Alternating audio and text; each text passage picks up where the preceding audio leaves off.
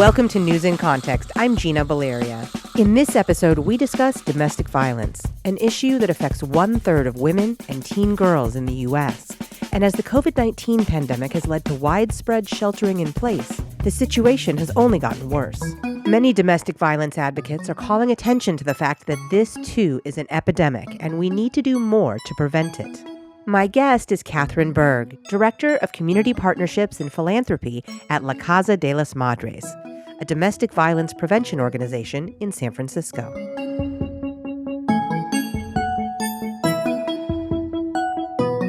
The pandemic situation, and what I mean by that is the COVID-19 pandemic situation, and how that has affected the landscape for domestic violence. It has been transformational for the way we reach survivors, for the way that survivors are able to access our support, as well as for the kinds of dangers and risks that are facing survivors in their own homes.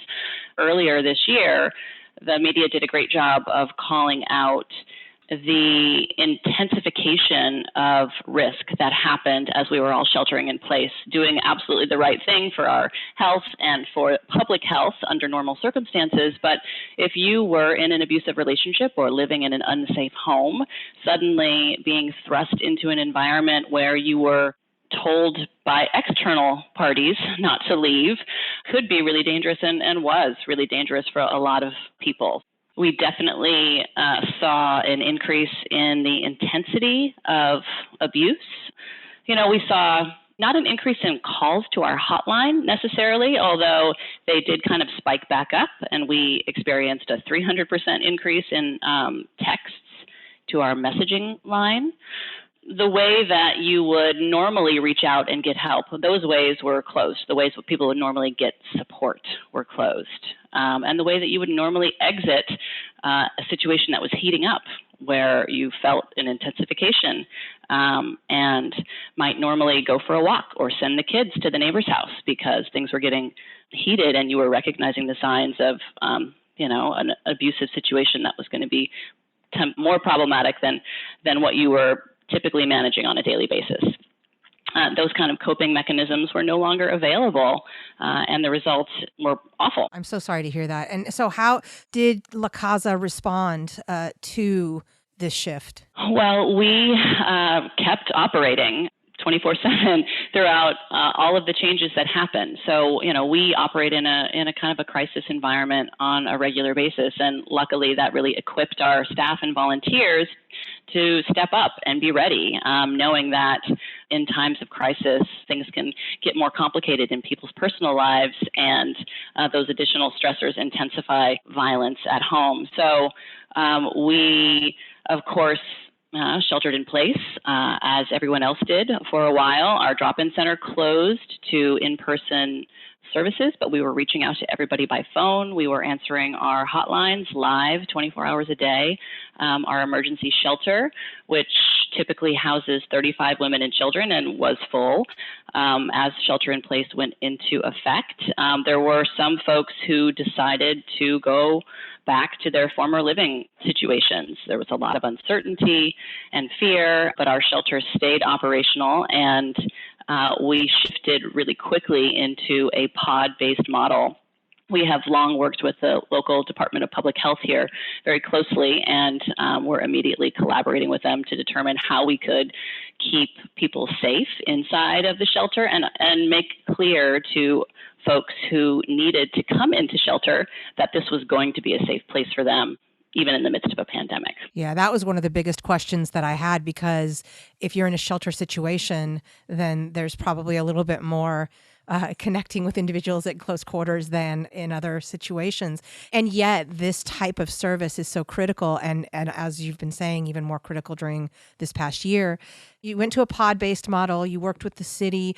What were some other ways that you were able to keep people safe who needed this service and balance the need to provide this service with the requirements of pandemic living? Yeah, and with the requirements to keep our staff and volunteers safe as well, right? I mean, this is, you're balancing things on both ends. We instituted really aggressive cleaning and disinfecting protocols. I mean, we have a facility that's unique under normal circumstances because when folks come into our domestic violence shelter, they have their own room. So we did not have to manage the communal sleeping spaces like some other shelters did. What we did to transition into a pod model was identify the bathrooms we have and then assign a bathroom to a bedroom. So we could have one bedroom and one bathroom, and that's our pod.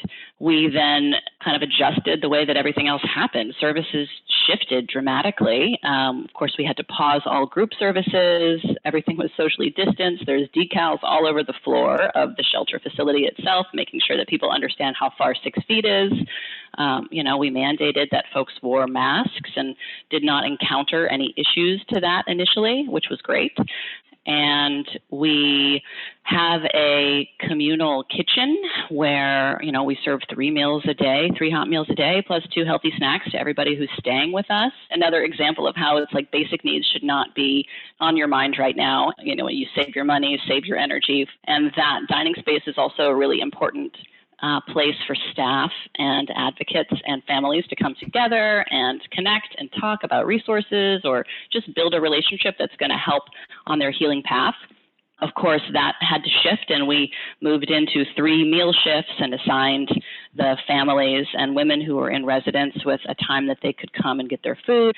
During the most strict shelter in place, we were delivering meals to rooms. So they had their own space and they were safe, but, it's small and it's confining and it's challenging. And of course, testing protocols. We moved into having our staff, who are all essential workers, tested every 14 to 21 days to make sure that we're doing everything we can to prevent the communal spread. You brought up the staff, and they are, in my book, and I think a lot of people feel this way, heroes. Talk a little bit about your view of the staff, what maybe the staff needs, what kind of support, and how they're doing. Yeah, the staff are amazing. I am constantly in awe and impressed by the amount of dedication that folks will show. This is not work that you just kind of stumble into to begin with. And so the people who are here with us on a daily basis also feel the urgency for making sure that safety is available to folks 24 hours a day. And, what we do as an organization under, normal circumstances is also to help encourage self-care and make sure that folks who are dealing with trauma on a daily basis can get the time and space that they need to process what's going on and move out of a caretaker role. So, throughout the really early days of the pandemic, we did a lot of check-ins with the staff to make sure that, they were safe in their home environments and that they had what they needed, and coming into work was planned out and safe, and they understood, what the organization was putting into effect in order to protect them as well as the clients. A lot of staff were working from home initially and then moved into staggered schedules. So, I think the staff felt really supported. And of course, we also added in some hero pay to try to do what we could to make sure that people felt really supported and recognized. People were not working their full 40-hour shifts and were receiving full 40-hour pay. So as an organization, we were super happy and grateful that we have the community support to do that. We have a lot of private funding. Half of our operating funds are raised privately each year, which really gives us the flexibility to make decisions like that, which are in the best interest of our mission and our staff and our clients. You brought up the funding support, and it's really wonderful to hear that there is such a private community of funders that is supporting the Casa, because my next question was kind of about that, about domestic violence is by its very nature behind closed doors. And a lot of the attitudes toward it are still, I think, oh, well, that's happening over there. Just, I don't know what to do about it, so I'm just going to walk on. Or, like the idea of I'm not sure how to handle that. And then I was also thinking, Arnold Schwarzenegger did a video a couple of weeks ago, and in the video, he referenced when he was growing up. And at that time, there were a lot of Austrian fathers, men who had been on one side or the other during World War II. And a lot of them had a lot of guilt, and they took that out by, there was domestic violence in a lot of homes. And so he basically said, my dad was doing it, but so were all the other people on the street. So He said it was painful, but it's what it was. Correct me if I'm wrong, but I feel like that attitude still exists in some senses.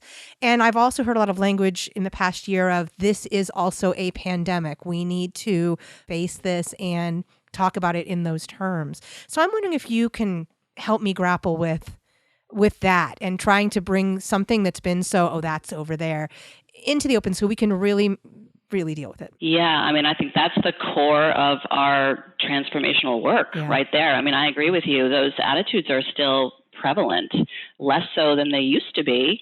When La Casa was founded in 1976, I mean, domestic violence wasn't even a thing, right? We might be talking about wife battering or wife beating. The vocabulary and the way that we thought about being in an intimate relationship and what those rights and responsibilities looked like was very different. We have made social and cultural shifts in recognizing that gender is not binary and is not determinative. And I think that that's really important, really recognizing that there is still a toxic masculinity, and it's not always just held by men. We have, made some progress in really being able to separate out sex and gender and recognize, in relationships that are abusive, 85% of the victims are women, but 15% are men, and domestic violence occurs in same-sex and heterosexual relationships at the same rates. This is about power and control. It's not about size or gender, but it is a gendered crime. So there's an important distinction there. And as you pointed out, it's an epidemic. It affects 1 out of every 3 American women across their lifetime. 1 out of 3. 1 out of 3.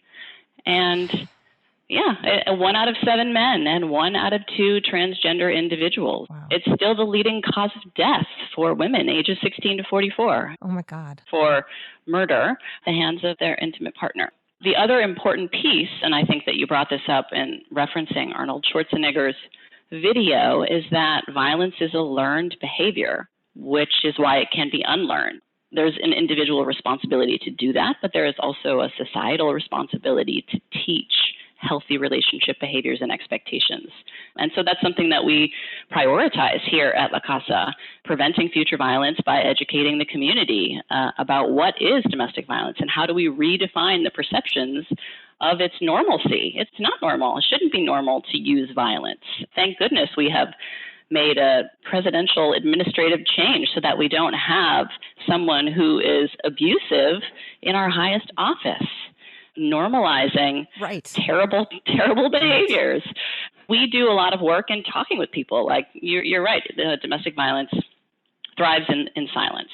And, we're talking with youth, we're talking with parents, we're talking with adults in corporate settings, in colleges about, what is domestic violence and what is a healthy relationship? What does it mean to have a relationship that's based on mutuality, where both partners' needs are being met and one person's not trying to gain power and control over the other one? How do you engage in that kind of a relationship? And recognizing that no one's perfect. And, bad behaviors are bad behaviors, but domestic violence is a pattern of behavior that someone uses in order to gain and maintain power and control over another individual. It is very purposeful when it is happening. That means that we have to hold people who are using abuse responsible for that, at the same time that we make changes in our cultural expectations. No, I appreciate that. Something that's come up for me is the idea of systems thinking. And I've kind of found that we in the U.S., maybe this is a too blanket of a statement, but we don't tend to be great at systems thinking because it's such an individualistic society. And I think domestic violence, in my estimation, falls into that realm of that person is doing that. And you brought up the idea of toxic masculinity exists inside a system. A president, someone who held that office, was reinforcing that system of it's being okay. And I don't care whether you're a Republican or a Democrat. It's not politics at all. That is horrifying. And so I love when you talk about the idea of let's deal with these ideas of toxic masculinity. Let's deal with these ideas of power and control and what it means to have a mutual, and I call my husband my teammate, rather than my husband, because we're a team. And I think the idea of insecurity, it's like trying to figure out how to be secure in your own self. All of this to get at this idea of systems and really pulling this into a place where we can talk about more as part of a system that needs some change. Models are really important, right? And I think we can't underplay how important those influences are. One of the strategies that we advocate for, especially around raising boys and men, into men, but also girls into women, right? You recognize that when you see a model, when you're watching a television show or a movie, that is communicating really clearly to the young person or any person who's sitting there. So, having a conversation about how that makes you feel or what you think about it, like using it as a teaching tool, is really important, because we have to change these systems through the same kind of repetitive reinforcement that have come to dominate our thinking and cultural norms. You're listening to News in Context. I'm Gina Valeria. We're talking with Katharine Berg, Director of Community Partnerships and Philanthropy at Casa de las Madres. The other mindset that I think is really problematic when it comes to power and control and domestic violence is the idea of this scarcity mindset, right? That there's just not enough to go around. And you see that related to vulnerability and how hard it is to be vulnerable, how hard it is to feel like you can give something and that's not going to take anything away from you. It's actually going to create more.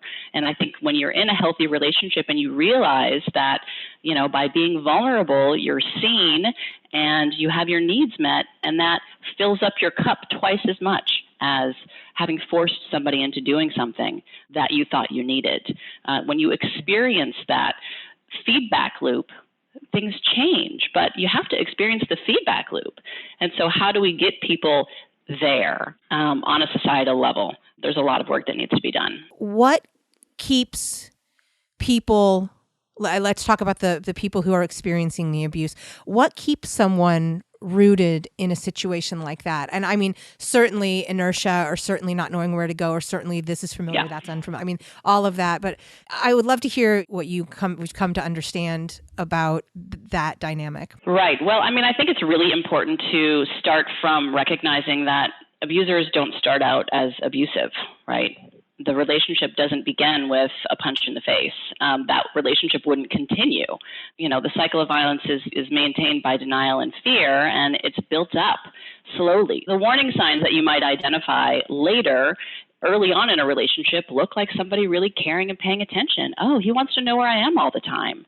That's so sweet. Like he doesn't want me wearing that kind of a top. He cares about me and he's paying attention.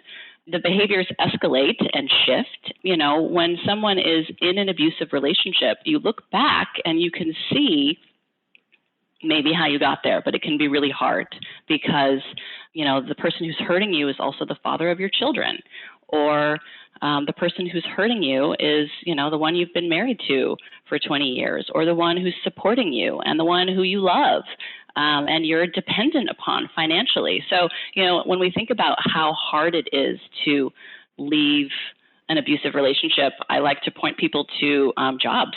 Like, were you in a job where you were unhappy and maybe you weren't being treated well, or maybe you weren't recognized in the way that you thought you needed to be? And how hard is it to leave? There are a lot of logistical and tangible elements to think about, right? And then there are also things that you're receiving from that job. Money, recognition, whatever those things are. So when you're thinking about an abusive relationship, it's similar.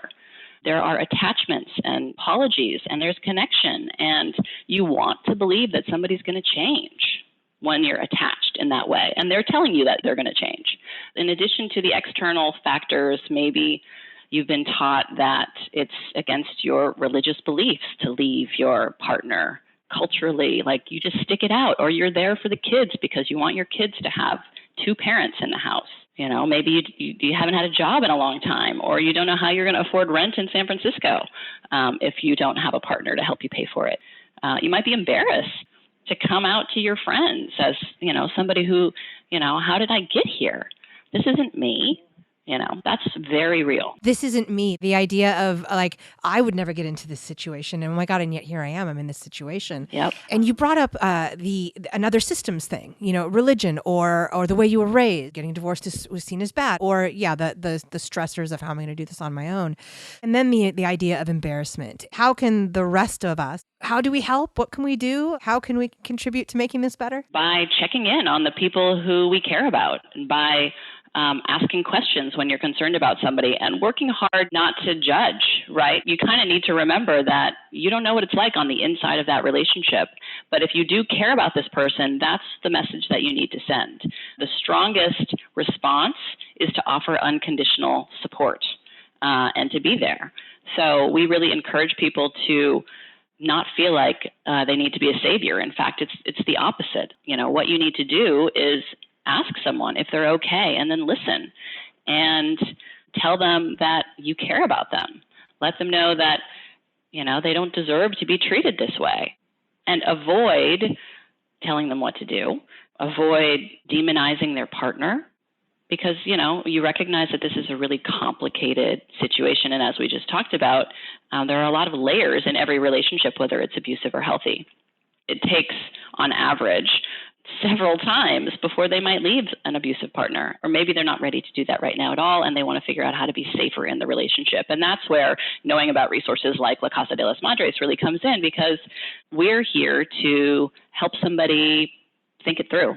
It's options counseling, it's safety planning, it's like survivor-centered. You know your life and your relationship best. We know what risk and danger looks like, and we want to help you understand what that might look like for you in your current relationship, and some strategies to help you avoid harm.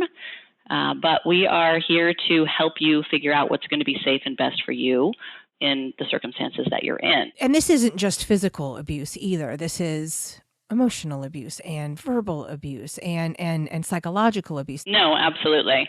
Physical violence is just kind of the tip of the iceberg, and it doesn't always exist. Absolutely not. Privilege, economic status, race, ethnicity, religion, all of these things can impact the type of abuse that maybe a person uses, as well as like what it looks like on the other end. Economic abuse is one of the most prevalent types of abuse. 98% of the survivors we serve talk about the ways that they have been controlled economically, whether that's in not being able to make decisions about how household income is spent, having to turn over all the income that they make, or having someone take out a huge pile of debt in their name that they're responsible for and had no knowledge of or control over.